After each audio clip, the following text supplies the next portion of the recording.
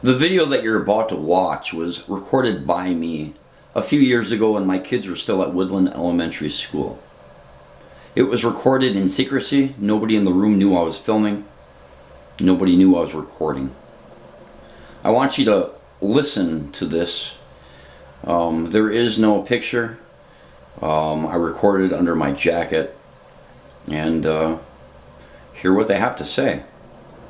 I truly believe Woodland Elementary contains nothing bad under it. I don't believe our kids are in danger. I don't think anything is unsafe about anything at the school. I was just concerned about this rock my son found in the schoolyard when they were digging probably where they weren't supposed to be. But nonetheless, when I went through this meeting and I listened to what they had to say, everything sounded good up until the point where they told me the school was built on virgin property of old forest land that never contained anything toxic or to that nature. That's when I pulled out the map from 1938 that showed rail yards all across the school property. It appears that where the school is built now, it used to be a rail yard for the chemical company, for Ford Motor Company, and who knows what else. But anyway, listen to this video, make your own decision. They're doing a lot of stuff now to make this area safer. But on the other hand, why make things up? I mean, the map shows the exact proof that that school was built on property that was being used. My only intention was that they would possibly dig up this property, find more of this coal, more of this material, and make it safe for the kids. They never did. For all I know, it's still out there. Anyway, listen to what they have to say, make a comment below afterwards, and give me your opinion. What do you think? Big school, one of the biggest in the state, right, Bill? Or the elementary, not population-wise and stuff like that, but in the UP, well, in the UP area. Yeah, so needless to say, after I found the rock, I started doing my own searching and looking and digging and... a lot of information out there, isn't it? Too much. You know, and that's one of the things, is this project has generated volumes and volumes of information, you know, and I brought one small folder, like, with me to kind of show you some of the wells that have been done in the area and different things. It's almost overwhelming, you know, and of course, every piece of information we give, you know, we give to the state of Michigan, to the DEQ too, and then we have some that are on discs too. I mean, some of the data is just so enormous that, you know, it take up even more volume, so they're put on disc for them. Right. I want you to sit right here so that you can kind of see some of the same things, because I got some maps and diagrams here that I kind of want to go over. It'll cool down. Jason, have one. Where are you from, Craig? I was right here. Oh, okay. That office right over there. Superintendent. Oh, Superintendent. He's the head honcho. He's the big dog. Well, I know, everybody's like, how did you make so many heads turn? I was like, a little rock that I found? Well, you know, everything I've searched says it shouldn't. We're going to kind of go through some information for you and stuff like that, but, you know, one of the things that I want to assure you is that anytime anything gets presented, whether it's a rock that we think could be waste material or methane, any of those things, our job is to investigate those to the fullest of them. So you can rest assured that things will get followed up. I was told that it would be. Yeah, you know, nothing ever gets swept underneath the rug. I mean, that's not the way these things work and stuff. So I guess what I'd like to do, first of all, are you from the area? I'm transplant. Around 2000. Okay.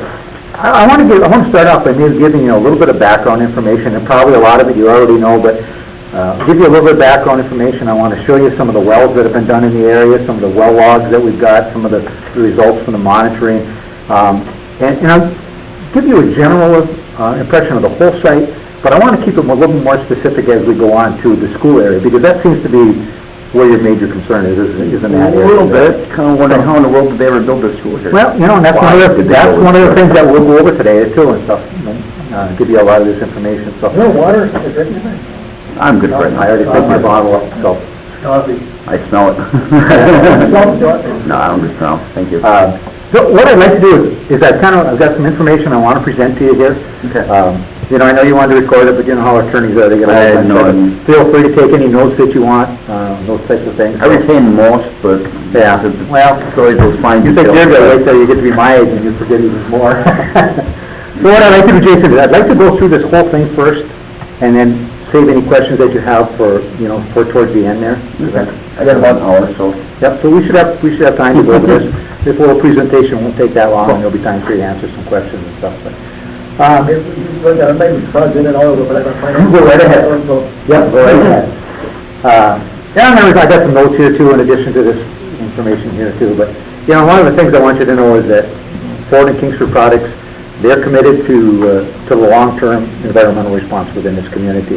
They've never turned their back on it. They've never said, no, this isn't our responsibility. They've owned up to it. And in fact, what they did is, back in 2004, is they entered into a consent judgment with the state of Michigan.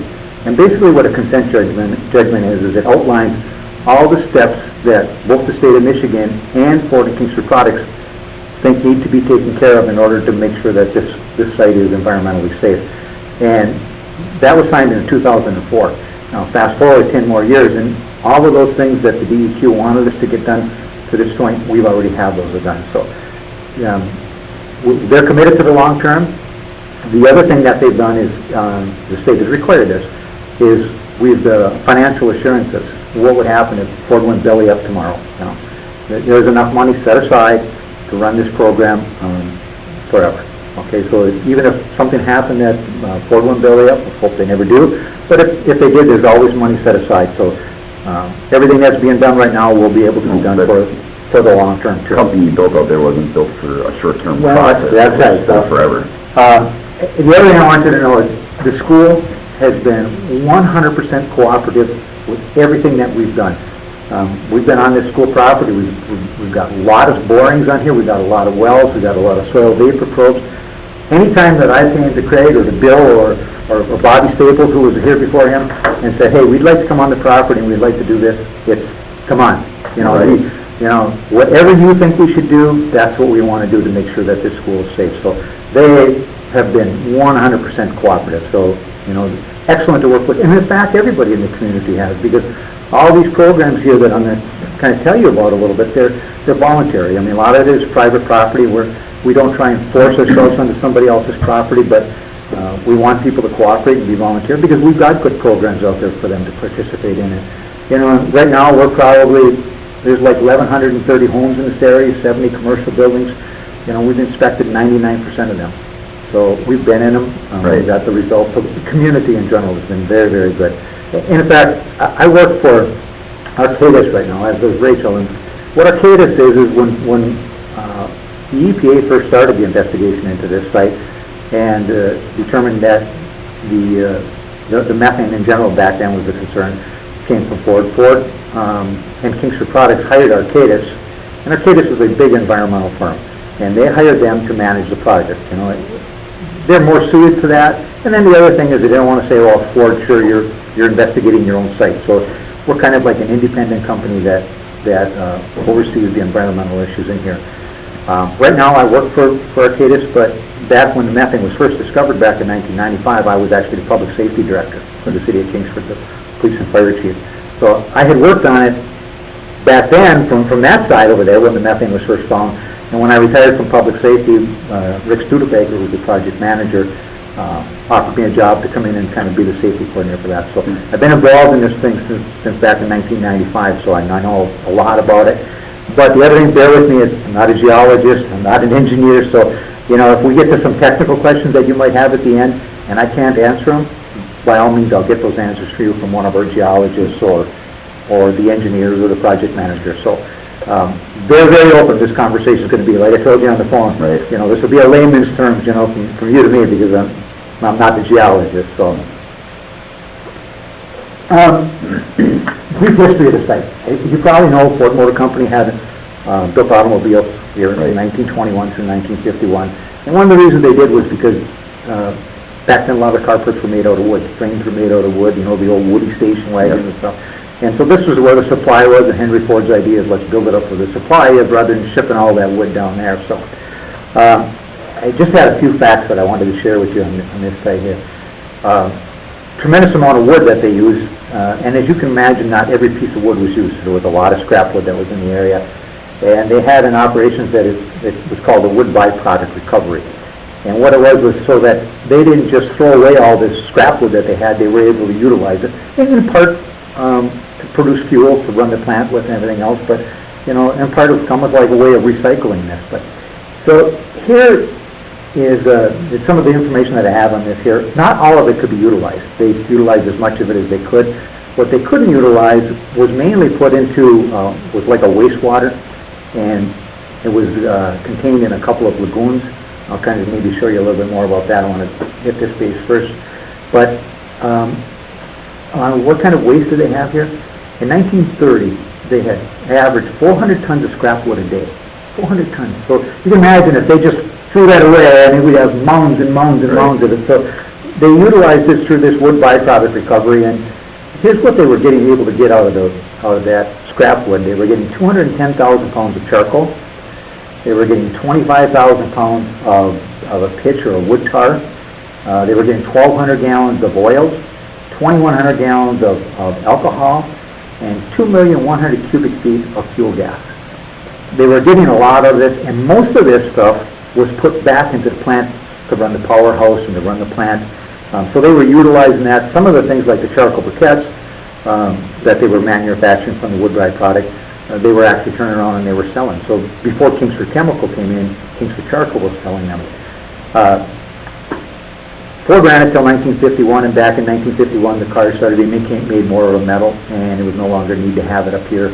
Plant operations were moved back down to the Detroit area. But at that time the charcoal briquettes were selling so well that they sold that portion of the company to Kingsford Charcoal, which you probably know was started from here. Kingsford Charcoal came in, and they operated the plant from 1951 until 1961, just making charcoal briquettes. They also utilized the waste lagoons that they had over in that area there too. So when you hear about Ford and Kingsford Products, just so you know, Ford was here 75% of the time, Kingsford Products was here 25% of the time, and they both share in the cost to put all these programs on.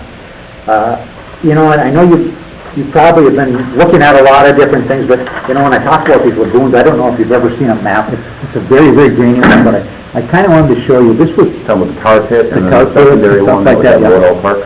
This was the original Ford plant area here. Right. And give you an idea, this would have been Balsam Street right here. Mm-hmm. Now, these are the lagoons that they're talking. It went over to here, and there was another lagoon over here. And when we say lagoons, basically these were deep depressions in the ground. They called them kettles. And Henry Ford's idea was, instead of just letting this water run on the ground or put it into the river, his idea was, let's contain it in these lagoons, and as a way of keeping everything in this one contained area there. So they actually had troughs that went over there with this liquid waste, and that's where it was stored. You got to remember, this is 1920. Back in, if this is now, I mean, they thought they were putting liners on and stuff like in his that. backyard and not thinking about it. So this was his operation, and this was one of the landfill areas that they had. And this was mainly the liquid waste. Now, the other landfill that they had was over where that soccer field is. Yeah. Okay, and I'm going to talk a little bit more about that in a little bit too. But that material was a solid waste material. That was where they put used broken charcoal briquettes that didn't form right. If they had some used bricks or busted bricks, solid waste material was more put into that area over in there. So just wanted to give you a little background on some of that, and some of that information you probably already know, but I wanted you to have a general idea of what's going on here, especially since, like I say, you weren't from the area and probably didn't have a lot of information on that. There's not a lot of information out there. There is, and there's a tremendous amount, and I encourage you, we've got a website that put out there, there's information on there too. So there is a lot of information out there, and one of the things when people ask me questions, I always refer them to that website and say, hey, you might want to look at this, because there's a lot of information on that. One of the things you can imagine is there's been thousands of borings put in through the soil. And again, not being the geologist, I'm not really sure how they figured this out, where they drill, where they don't drill, but I know that there's been thousands of borings. Some of them are retained as monitoring wells. Some of them are abandoned. Some of them are searching for methane. Some of them were searching for landfill material.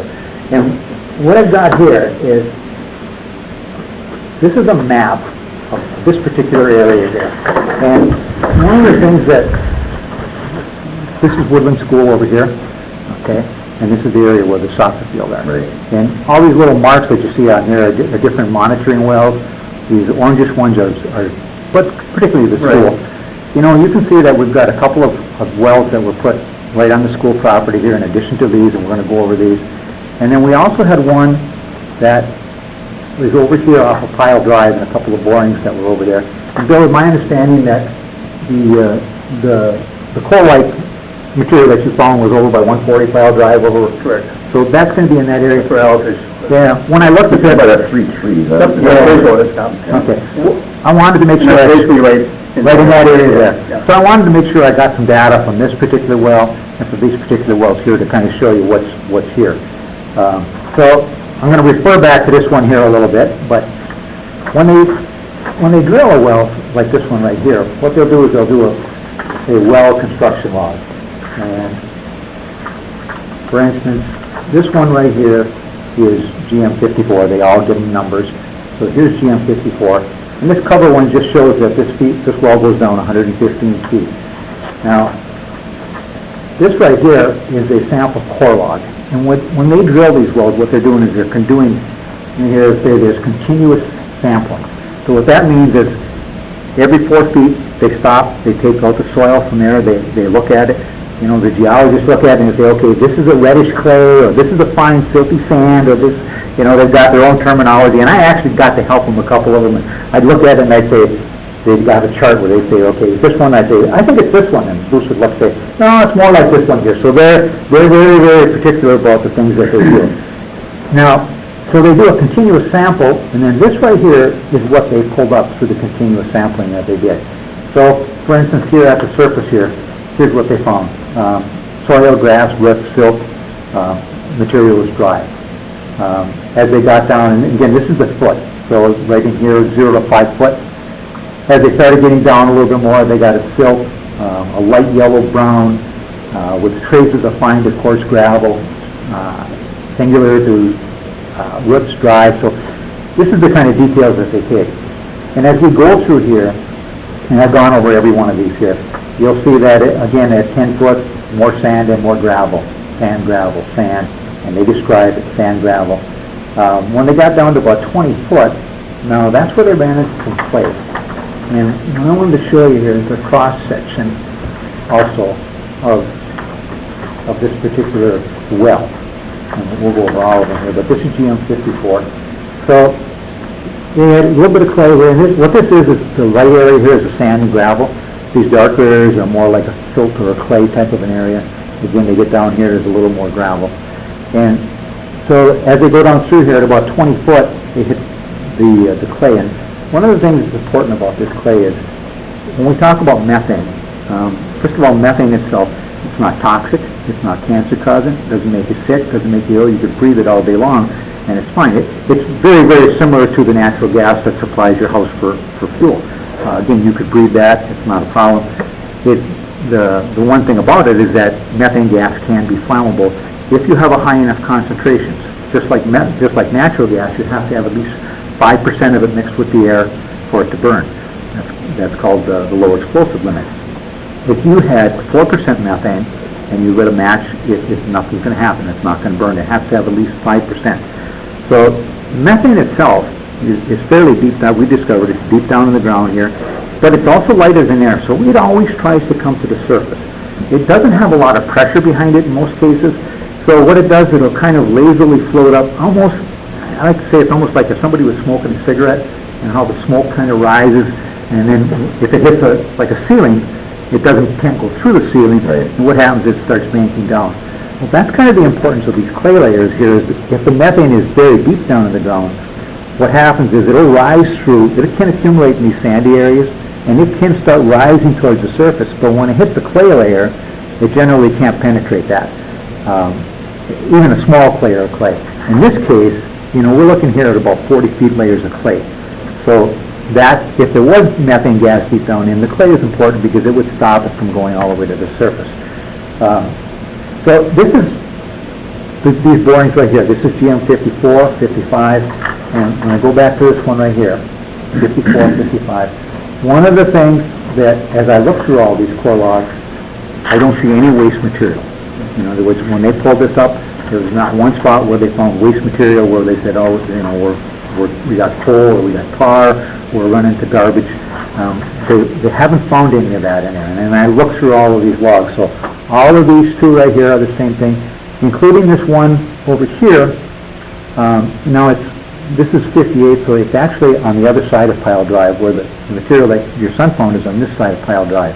So that tells me that there isn't any waste material over in that area there now. Could there be a small amount that could be sitting on the surface there? You know, we're going to do investigation into this later on to try and find out. But ground thaws up, right? Yeah, it tells me that there's not a big landfill area there. And when they looked at aerial photos from before the plant started to, you know, landfills were generally put into kettles, holes in the ground. They weren't just put on level surfaces. So the kettles in this area were over by the Ford plant and then also where the soccer field was. So there would be really no need to have a big landfill there. And give you an idea what it looks like when they do find landfill material. This is the cross section again, but this is more over area where the soccer field was. Now you can see as they were drilling down through these wells here, boom, they hit landfill, and they knew they were going to hit material over there. And this is kind of what it was shaped like. Again, shaped kind of like that kettle area there. So, and as you go through those, that's an image you have look at here to kind of tell you what they were.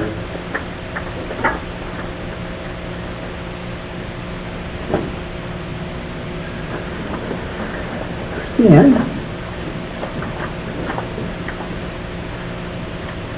they were finding, in that area over there, they were finding charcoal, coal. In there, they were also finding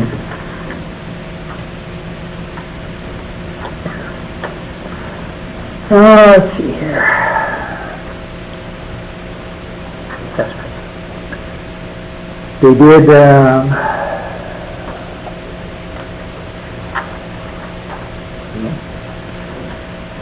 they did 16 test pits over there that they were digging down, and this is the waste material that they found over there. They found beige, tan, and red brick fragments, natural and processed wood fragments, charred wood, coal fragments, metal fragments, broken glass, occasional inclusions of layers of black organic carbonized material. And in addition, one of the borings actually had like household waste, and they were finding materials of household waste, miscellaneous waste, including plastic, trash bags, shingles, railroad ties. You know, one of the things that was happening back there, in that time, was people just dumped stuff, you know. Right. So maybe this was where Ford was dumping their bricks, but people would say, oh man, I just told them to rough off, what am I going to do? Let's take it over there and dump it over there. So in those areas, they were finding that material. So what that tells me, Jason, is that when I look through these logs, the wells that are on the school property, they don't find any waste material, okay? All the waste material that they're finding is over in that area there. So again, this was a flat area, that was a kettle area, there was no need to have a landfill in this area, so. I just know this real quick. Sure, go right ahead. During before construction, Right. there was a lot of testing done here, and the school hired Coleman Engineering. This is the Woodland site. This is where you drive into Woodland. Here's the Woodland School in this area. Every yellow one was a bore. Red ones are all test pits put in. You can see them through the side of the camera. There's 58, I think, of these bores and test pits. And some of them up somewhere 85 or something at the end, you know, so, you know. And not one thing, the whole reports, the core reports are all there. This was virgin land. All right. This is up to date, April 6, 2017, and I just want to break in right here and stop. And I want to show you this map. This map is pretty current. Right up left corner is where you see Woodland Elementary. You can see the soccer field in this map. You can also see Evergreen and the houses there behind it. You can see the subdivision over by Garfield where the explosion happened years and years ago. You can even see Lodell Park. This is a current picture. Now this is what it used to look like in 1938. Now I'm going to shoot these pictures back and forth so you can kind of see where everything is. If you look clearly, you can see the soccer field and you can see where the landfill used to be. If you look at Woodland School, flashing back and forth, does that look like virgin ground or vacant property or woods or property that was never used? That map from 1938 shows rail lines going right through the property of where Woodland School is. So telling me that this school was built on virgin property, wooded property, property that was never used by this company or corporations is a total lie. Maps prove it. That's what everybody said that it was a virgin land. I'm like, but where did that piece come from? That's Well, We'll get into that. okay, that piece was falling up partially back in here. I mean, there was a well here, but it might not hit right. right. So I mean, there's no hit everywhere, obviously. No, you had said this was a soybean field. Well, that's what my dad always said, this was a soybean field at one time. My dad, I grew up in After Breitung. that fact, anyway. I grew up in Breitung. My dad spent his whole life there. He worked for Ford, you know, so, anyway. Yeah. So, I guess when you look at all the data, there's a tremendous amount of borings and stuff like that been done in here. There is no landfill on this property, Right. Underneath the school. It just, all the data shows. I never heard there was. And there was no hole brought in here. So, See, I always thought that when they did the school, they excavated out some material and then brought in clean fill, and that's like, well, if they brought in clean fill, why did you guys find it, or how did the kids find it? And I'm sure they brought in some gravel for a base. my oldest says that he knew about it when he went here, so we're talking a couple of years that kids have been pulling out rocks and... Basically, this whole land development is gravel. If you find any borings, it's basically gravel. Yeah, that's what they, When we put in our own fire hydrant system, when school was built, they didn't put hydrants around the building. So about 10, 12 years ago, we put our own 10-foot trench, the last year done in Pat Martin from Arcadis. Was here for the whole thing. We put in our foundation for the child care center. Arcadis was here, All right, kids are number one, so exactly. anything to keep them safe. the area of the landfill that you're talking about, or that I was telling you about over in that area there too, that was one of the requirements of the consent judgment, is the state said is that that area needs to be capped. And what they determined was that the material that was in there, it wasn't hazardous, it wasn't producing anything that was going to be toxic to a person, but they don't want people to come in contact with it, basically. So what they'll say is, you need to bring in 30 inches of fill to cover this up, so that if there is some bricks or tar-like or charcoal and stuff like that, that kids can't come in there, or anybody come in there and come in contact with that. So that's what the design of that particular landfill was to bring the 30 inches of cover. Here's where I say that Ford probably went above and beyond the call. The city of Kingsford owned that property, and one of the intentions when you're done with any landfill, particularly that one there, is we did what's called a deed restriction on that property with the city, where we wanted to make sure that in the future, nobody would go through there and disturb that cover system that we put on there. In other words, you're not going to go in there and dig down. If you do go on there, what the deed restriction says is that you have to get a hold of Arcadis, or through Ford and Kingsford Products, and that we will go over there. Let's say they had to dig to put a power line through there. We'll stand by, and we'll make sure that if that cover system is disturbed, that it's put back the way it should be, and if there was waste material found, that it would be properly handled.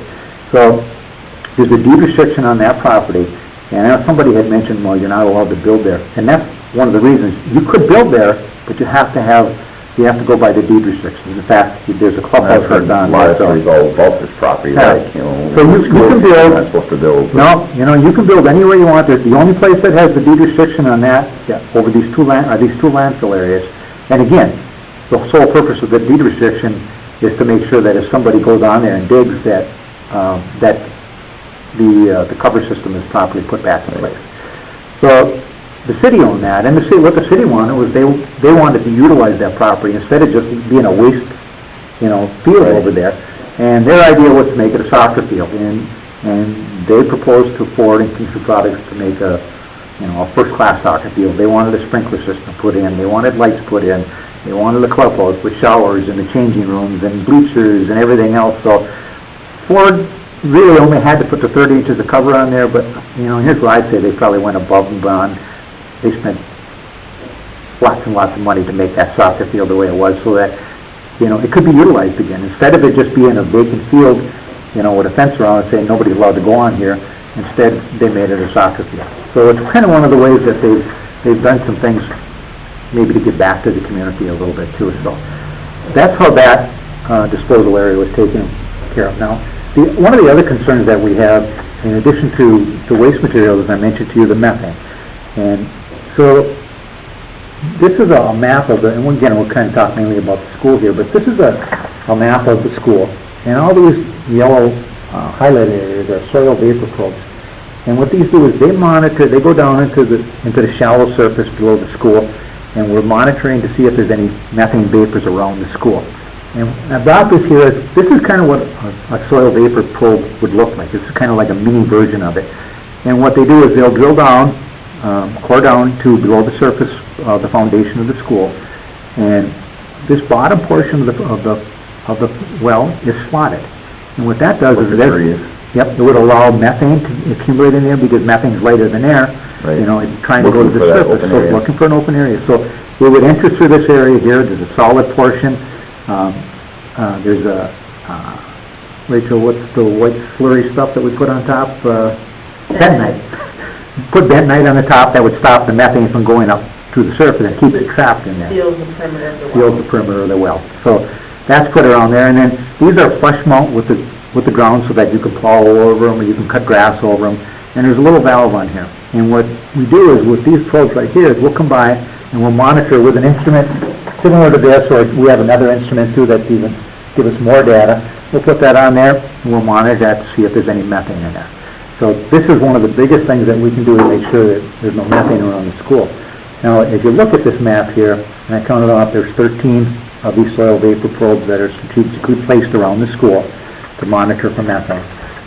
This is the data that we've collected over time. So there's 13 wells. They were installed back in 1999, and so the data that we've collected is from September of 1999 to November of 13. And here's some of the data that we've collected. So there's 13 wells. We've monitored 72 times. I'll show you through here. We've monitored 936 times, and we haven't found any methane. Some of the things, that data that we collect when we do is basically the date, the time, the barometric pressure, the weather conditions, the temperature, whether there's any precipitation. There's two different instruments that we can use for checking for this. One is a land tech, and the other one is a methane, an MDU. This is methane specific. It's an infrared. It's just looking for methane. But what the land tech does is it, in addition to looking for methane, which is what the CH4 is, all these zeros that you see here, it also will measure CO2, carbon dioxide, and oxygen levels. And the reason that those are important is we found that, like, normal air and oxygen levels that you're breathing is generally between 19.5 and 21%. That's what it is. Below the surface, it's actually a little bit less. But one of the things that we've noticed is that if these oxygen levels start dropping, we see them go down into single digits. We see the CO2 readings start to rise. And when we see that happen, we know that we're going to see methane. It's one of the ways that we know that we're going to detect some methane in there. So this instrument, this Landtech instrument, will measure all of those. And you can see as you look through these here, all these different dates. When we first put these probes in, you'll notice that we were monitoring it quite often. Generally what we'll do is we'll monitor it once a week for a month, then we'll monitor it once a month for 3 months. And if we don't see any methane in there, then we'll put it on a quarterly monitoring period, and then eventually it'll go on to a semi-annual monitoring period if we don't see it, and then on to an annual monitoring period. So that's how often that we're monitoring, looking for this. And as you kind of go through this, and this is for, these logs here will show you all the wells that we've got. Again, each one is numbered in those areas there too. And you can see that the readings that we're looking for from safety concerns is the methane. They've always been 0. Sometimes we'll monitor with both instruments, sometimes one. So they've always been 0. Over here we started monitoring with the infrared methane monitor, where we were just looking for methane. As we collected all this data, we hadn't seen any rises or drops in those. So we started just monitoring with the methane-specific instrument. Always been 0s. And for this particular well, it goes up to, again, November 13, and they've always been 0. We have similar results for all the other wells that we have on this property here too. So, kind of gives you an idea of the methane monitoring that's been done on here. And as you can see, never been any methane around this school here now. Right. In addition to that, we always consider this high profile. Well, I mean, they always talk about the methane pockets that's under the school. There is methane pockets around here, Right. and there is a pocket over in that, over by the soccer field over there. And when we find a pocket of methane, what we'll do is we'll extract that methane out of the ground.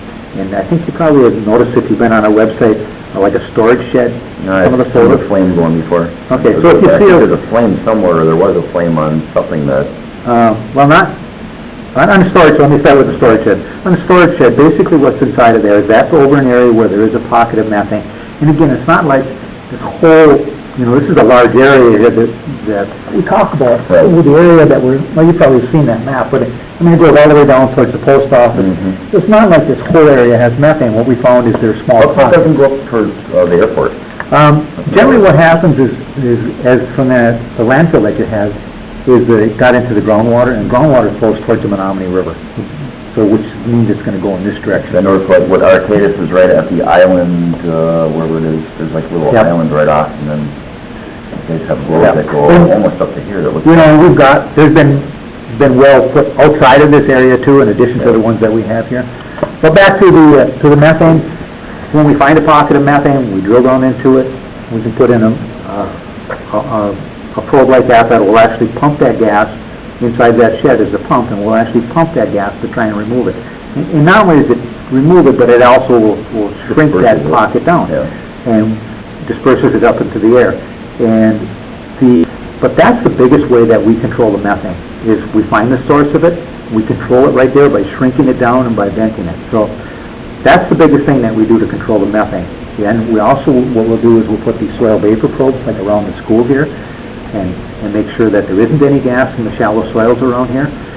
Because again, what we'd be worried about is, let's just take a building like this, if there was some gas down there and it came up underneath the school, it's lighter than air, so it always wants to try and rise. If it hits an area like a concrete floor, it can't penetrate through that. But follow it, right. It could follow. But so the probes would tell us before it got there if there's methane around there. And the other thing that we do is we install what's called a vapor control system, and that's Rachel's our engineer. She's the one that designed them all. In fact, she designed them all for this school. And why don't you kind of explain to them, Rachel, what? We have a diagram to the floor. Yes. For the school, we actually have 20 different locations where we core through the floor of the school building. And when we did that, the first thing we did when we cored that hole was we took one of these leach nodes and checked it to see if there was any methane there. No methane detected in any of those locations. And then so we run from that opening through the floor, we run a PVC pipe up through the roof. We seal that open back up around the pipe and everything. So that prevents, again, if any methane were, which we know there's none there, but if there were, it's a very preventative system, and it would allow that methane to safely vent to the atmosphere, prevent any kind of accumulation or any possibility of it entering the building. So. See wind turbine, so it's got one of those little thing that catches the wind and spins and fills it. Yep, and what those turbines do, they just provide a little bit of extra draw. The methane wants to rise, but that actually provides even a little bit of a suction. It's like a fan pulling air through. So those aren't really put in to remove methane.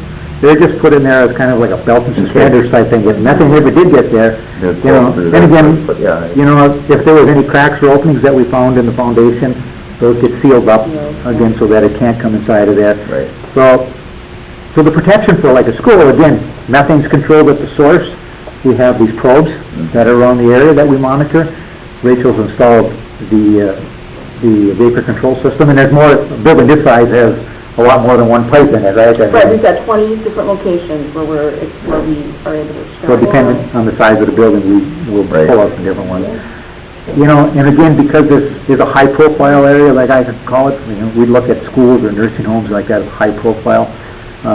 In addition to all of this, Bill Eatons and I, several times a year, we walk through the school with a methane monitoring instrument like this, and we're looking for methane, and so we're checking in because it rises. We look in the upper areas. We'll look for, if there's any openings. Of course, those would all be sealed, but So we walk through the school too to make sure that there's nothing, no meth in here. And that takes them all to the inspector. And, right, and then Rachel comes back and inspects these systems. We used to do them annually for a while, now they're down to every 3 years, I believe, so. But in the meantime, if Bill sees anything, he'll surely let me know. That's right. You know, so there's multiple lines of protection, for all the areas, but in particular school, again, because it's more of a high-profile area there. You know, as far as for like these slopes here that you see that are around the school, you know, depending on the size of the building, there's a lot on this one. You know, a small building might only have 4 of them around the outer perimeter, 1 on each side. So that would depend on the size. Part of my work for the company, I did all the installing of the vents in Kingsford, so I'm kind of familiar with what you did and the vents they put in the garages and Okay. the soil or you go down through and put all that in. So, you know, all that is just a precaution type thing. We're just explaining to them all the different things that we're doing to make sure that not just the school, but all the buildings are safe, like controlling the methane at the source, you know, by installing the vapor. Yeah, methane is not the biggest issue on my plate, because methane can be controlled, that's what you guys do. Yep. It's all the other stuff that's underground and, So, but yeah. But the school site, though, my understanding was, I wasn't around when we built the school here, but my understanding was is there was a lot of DEQ inspections and this whole area here was... Bill just went over that with them too, there, showed us all the maps and stuff like that, so. Yeah. I found a map, found an aerial map from 1938 that was really, really interesting with the area that put the school in the middle of a rail yard. The school? Yeah. So it was like... There was a lot of this area was used for wood storage. And, I mean, when you think about the amount of wood that they went through, I mean, you had to have a tremendous amount of wood yards where the wood was, and they actually had some rail tracks that went through there where they would get the wood from and stuff. They had rail tracks that were 20 rails wide. Then it depended on some of the sites when we do some borings, you'd actually find, I mentioned there was just a little bit of topsoil. Some of the borings that we'd go through, put a probe, and you'd find a lot of bark type material in the first top feet of it, like that. Just what I found interesting is taking the map from 1938 and looking to a map of it in 2005 and talking about it. I have it. Oh yeah. There's the river, there's your site, and you look to where the school is, right up here, and your other site, which is the soccer field, and it's like you see all the rail yards. And if you look really close, those are tanker cars, 4 of them sitting there. But it's really interesting looking at all the different. So where's the school on this? The explosion in Garfield was right where this area is. That looks like an old landfill possibly. This area over here would be where the school is right here. Right in there. Okay. Okay. And your school yard is out in the rail yard. This probably came from the airport here, huh? Yep. Yeah, they would have had a road going down to the dam. There was a lot more, but I actually bought this image for $20. Okay. So what's that, just some trees? Or is that a low pit? Low area? A dark spot? That dark spot? It's probably trees. You can see all these little darker spots here. Probably would be some trees in the area there. It's kind of interesting to see what it looked like back in the 30s. And I found it almost impossible to find any maps of this area from way back then. Yeah. I stumbled across this on the old Geological website and took some digging to find out how I could get a copy. It had all the copyrights across there, and so... Wow. And this must be the Ford plant in here, Yep, right? that's the Ford plant in that area.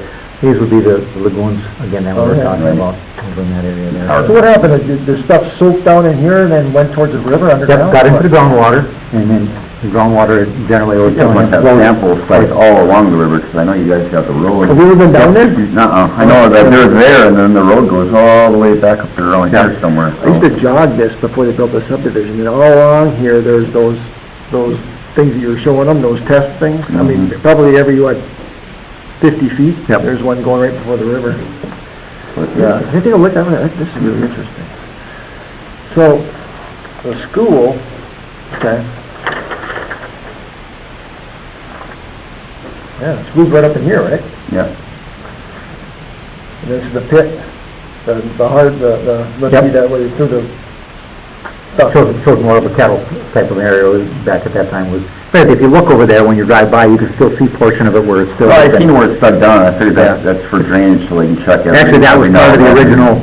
Was that actually dug, or was that? No, that's actually part of the original... Oh, is it? Yeah, that's, okay. You know, the part where the soccer field would be where they were dumping... You want to make things sure into any leakage or anything you have off the side, at least if you do have a leakage, you can detect it. It's there.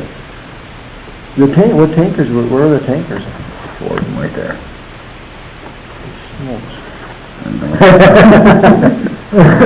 Everything I can tell, the Ford motor plant was here, and then the Kingsford Chemical Company would have been, like, I think, up on this side of it, right? They didn't operate the entire plant.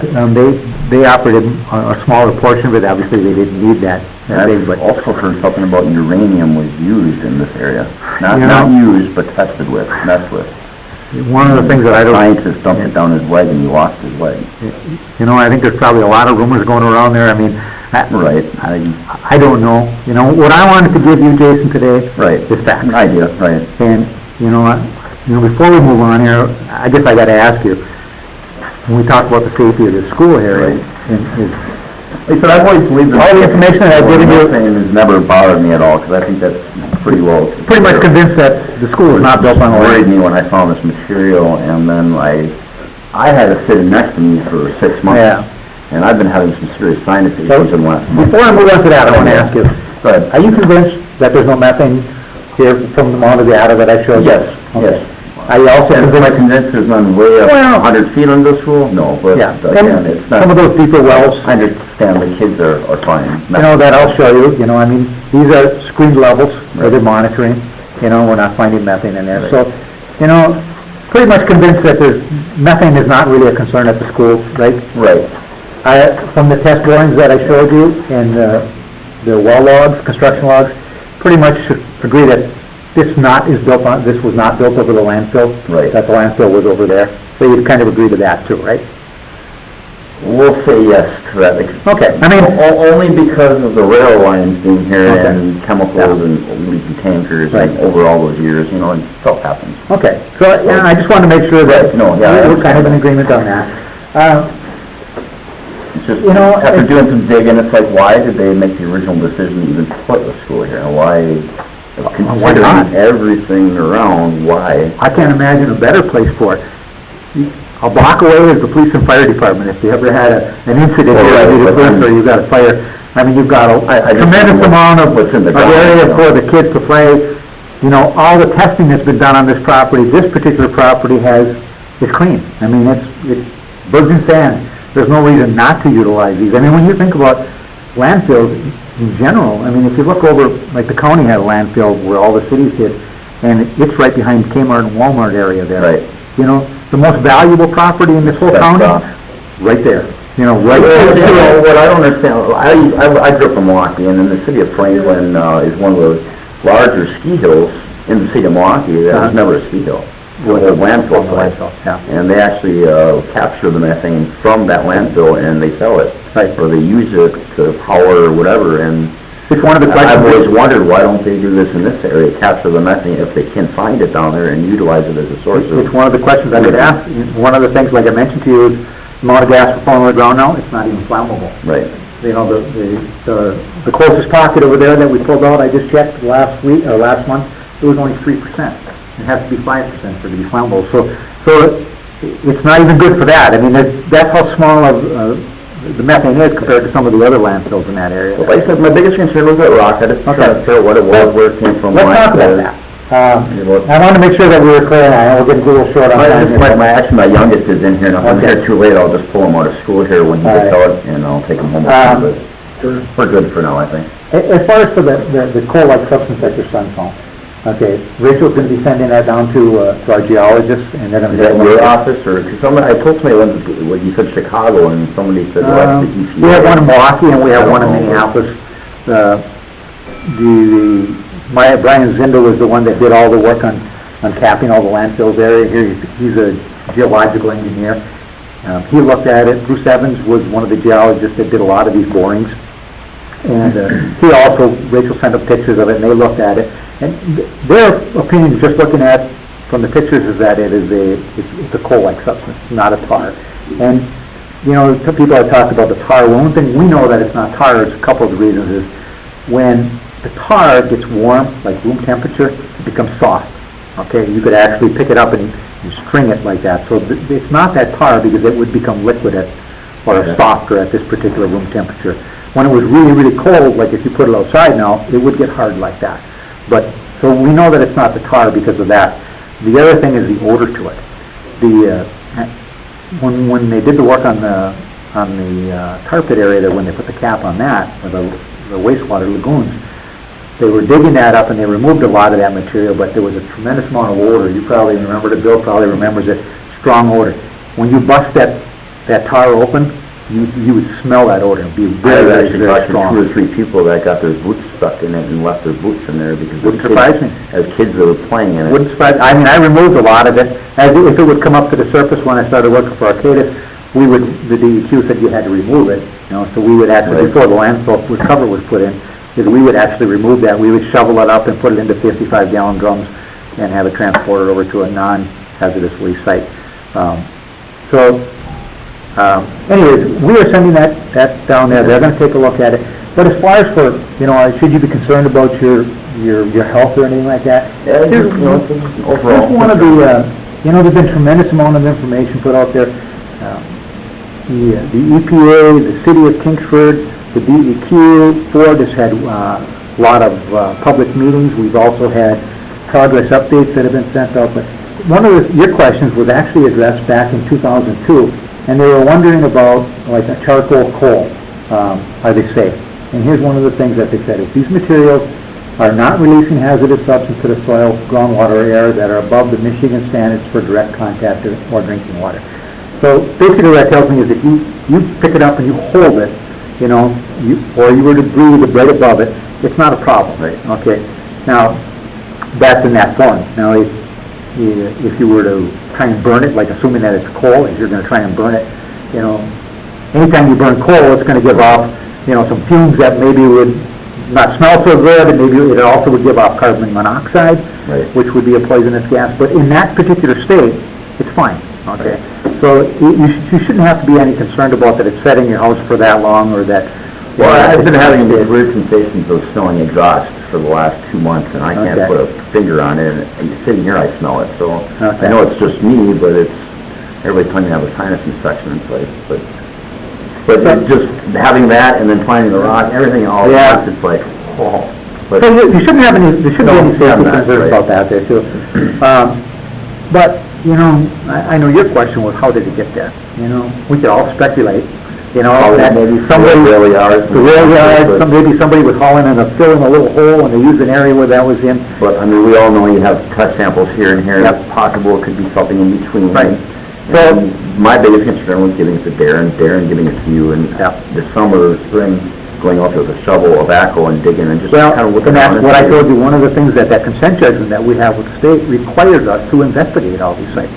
So anytime somebody like you would come to the school or come to us, or that we become aware to the public safety department of anything, we do an investigation. What's unfortunate is that right now it's under 3 feet of snow. We can't get over it. That's what I've told people. TV6 asked me about it, and they kind of want to look into it because they know how important this is for the community, and to let the community know that it's safe. And I think, you know what, hold off, let's find out what this rock is.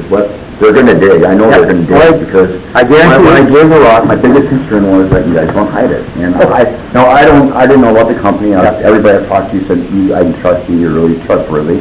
And on the other, on the backside of that is, everybody wants this to be safe. So they do. That's the only reason I put it out there and let people know. Anybody in this room that would want to see somebody hurt because of something and would want to hide anything. I mean, I've heard that material when I was at Arcadis in 10 minutes. Yeah. No, exactly. I told Darren, I've dealt with Darren a long time, and he really cares about these kids here, and